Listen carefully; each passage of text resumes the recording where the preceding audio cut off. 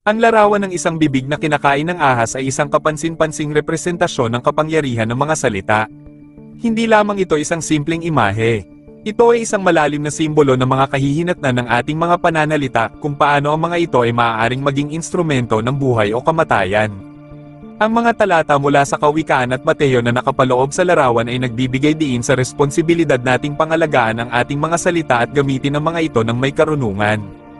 Ang Kawikaan Kapitulo 11 versikulo 9, pinapatay ng masama ng kanyang bibig ang kanyang kapwa, ngunit sa kaalaman ay maliligtas ang matuwid, ay nagpapakita ng dalawang magkasalungat na landas.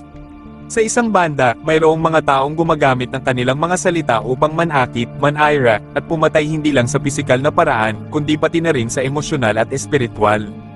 Ang kanilang mga salita ay parang laso na pumapatay sa relasyon, pagtitiwala, at pag-asa. Sa kabilang banda, mayroong mga taong gumagamit ng kanilang mga salita upang magbigay ng buhay, pag-asa, at pag-ibig.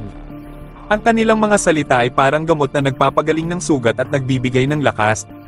Ang kaalaman na binanggit sa talata ay hindi lamang intelektual na kaalaman, kundi pati na rin ang karunungan na nagmumula sa puso at espiritu. Ang Kawikaan Kapitulo 13 versikulo 3, siyang nag-iingat ng kanyang bibig, nag-iingat ng kanyang buhay, ngunit siyang nagbubukang maluwang ng kanyang mga labi ay magkakaroon ng kapahamakan, ay nagbibigay diin sa kahalagahan ng pagpipigil sa ating mga salita. Ang pagiging maingat sa ating mga pananalita ay hindi nangangahulugang dapat tayong maging tahimik at hindi magsalita. Sa halip, ito ay pag-iisip muna bago magsalita, pagtimbang ng mga salita bago ito bitawan. Ang pagbubukas ng bibig ng walang pag-iisip ay maaaring magdulot ng kapahamakan, hindi lamang sa ating sarili, kundi pati na rin sa iba. Ang ating mga salita ay may kapangyarihan na lumikha o sumira. Ang Mateo Kapitulo 15 versikulo 11, hindi ang pumapasok sa bibig ang siyang nakakahawa sa tao, kundi ang lumalabas sa bibig, ito ang nakakahawa sa tao, ay nagtuturo sa atin na ang kalinisan ng ating puso ay mas mahalaga kaysa sa kalinisan ng ating bibig. Ang mga masasamang salita ay hindi lamang nagmumula sa mga taong may masasamang intensyon, kundi maaari rin itong magmula sa mga taong may mga negatibong kaisipan at damdamin.